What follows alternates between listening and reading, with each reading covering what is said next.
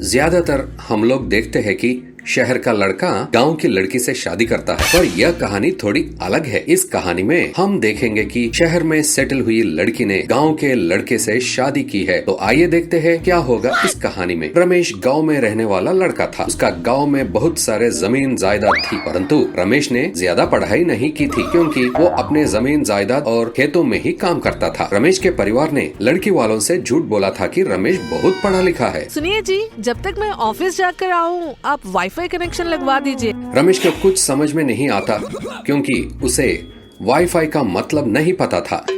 आपसे ही बात कर रही हूँ। रमेश सोचने लगता है कि अगर उसने कुछ कहा तो उसकी पत्नी को पता चल जाएगा कि वह पढ़ा लिखा नहीं है।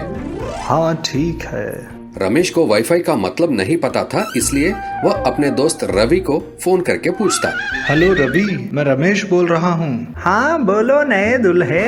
क्या दुल्हा, मुझे तो बलि का पशु बना दिया इन लोगों ने। क्यों, क्या हुआ? तुम्हें पता है ना कि मैं कभी स्कूल नहीं गया। मेरी पत्नी ठहरी सॉफ्टवेयर इंजीनियर मुझे वाईफाई लगाने के लिए बोल गई है और मुझे तो वाईफाई का मतलब ही नहीं पता। तुम्हें पता है क्या? वाईफाई? मुझे तो हाई फाई का मतलब पता है, पर ये वाईफाई? वही तो मुझे समझ में नहीं आया। मुझे लगता है हाई फाई के जैसा कुछ है। हाई फाई से कुछ कनेक्शन तो है, पर उसका मतलब नहीं पता। तुम जरा अपनी पत्नी से पूछकर बताओगे क्या?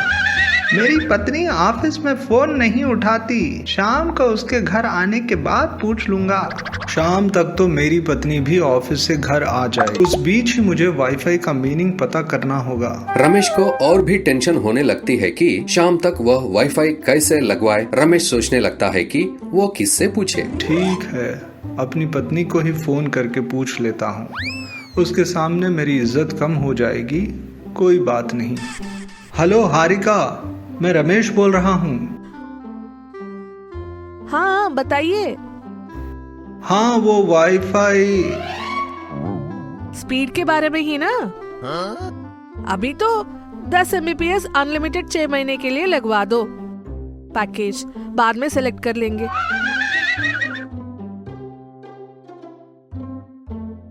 अरे बाप रे, पहले से वाईफाई से परेशान हो रहा था और अब ये 6 मंथ पैक, 6 पैक क्या है? फिर से कॉल करता हूँ। हेलो हारिका, वो वाईफाई। मैं शाम को फोन करूंगी, अभी मैं मैनेजर के साथ मीटिंग में हूँ। बाय। आज मेरे बारे में मेरी पत्नी को सब पता चल जाएगा। मूवी रिलीज के पहले दिन ही मूवी फ्लॉप हो जाएगी। वैसे ही शादी के पहले हफ्ते में मेरी पत्नी को सब कुछ पता चल जाएगा। रमेश सर पीटने लगता है। उतने में पास की फ्लैट में से एक छोटा बच्चा रमेश के पास आकर उसे बुलाता है। Uncle uncle. हाँ बोलो, कौन हो तुम? क्या चाहिए तुम्हें? अंकल एक हेल्प चाहिए। मैं कोई हेल्प नहीं करूंगा, जाओ यहाँ से। अंकल अपने वाईफाई का पासवर्ड बताइए ना प्लीज, मैं लॉगिन करके चला जाऊंगा। बेटा, तुम्हें वाईफाई के बारे में पता है क्या? उसे कैसे लगाते हैं, जरा मुझे बताओ ना। लगता है इन अंकल को वाईफाई के बारे में पता नहीं है। वैसे भी लगवाने की सोच ही रहे हैं। वाईफाई के बारे में बताकर उनसे पासवर्ड ले लूंगा, डील कर लेता हूँ। अंकल मैं आपको वाईफाई कैसे लगाते हैं बता दूं और मदद भी करूंगा, पर आप पहले मेरी भी मदद कीजिए। तुम क्या मुझे भारत का पीएम चाइना का पीएम समझ रहे हो जो हम दोनों के बीच डील कर रहे हो? पहले मुझे वाईफाई के बारे में जल्दी बताओ। आपको मुझे वाईफाई का पासवर्ड बताना होगा। ऑन करने के लिए कहूँगा, आपको करना होगा।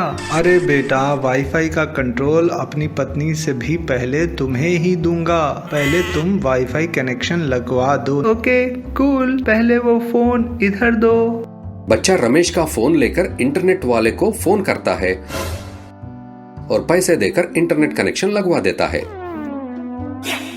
थैंक यू वेरी मच बेटा, तुमने मेरी बहुत मदद की।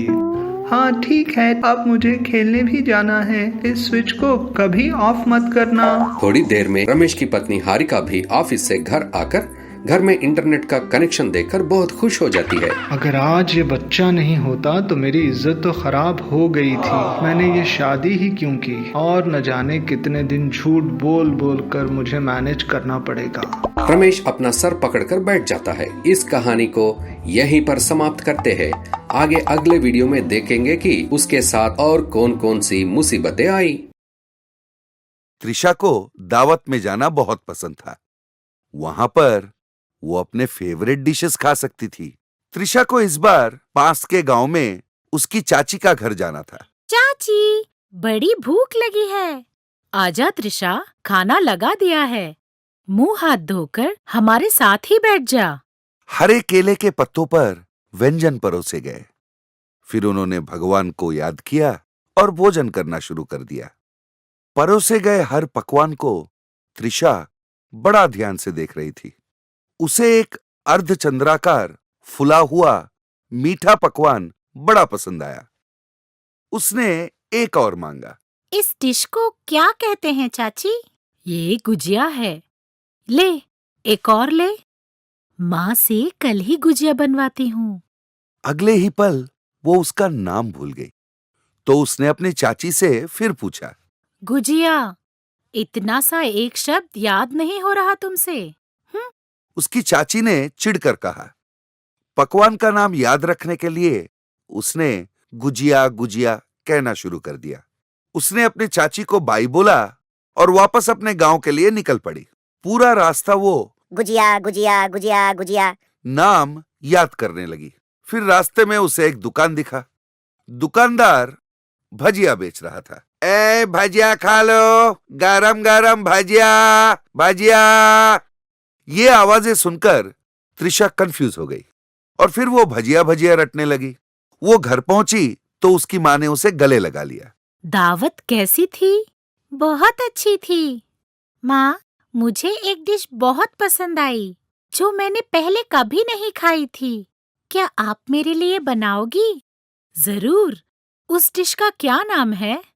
भजिया। अच्छा, कल ही बनाती हूँ। त्रिशा नाराज हो गई।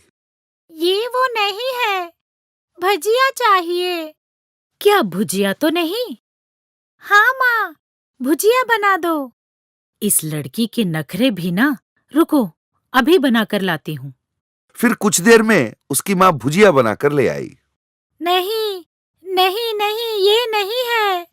माँ ने गुस्से में आकर एक चांटा जड़ दिया।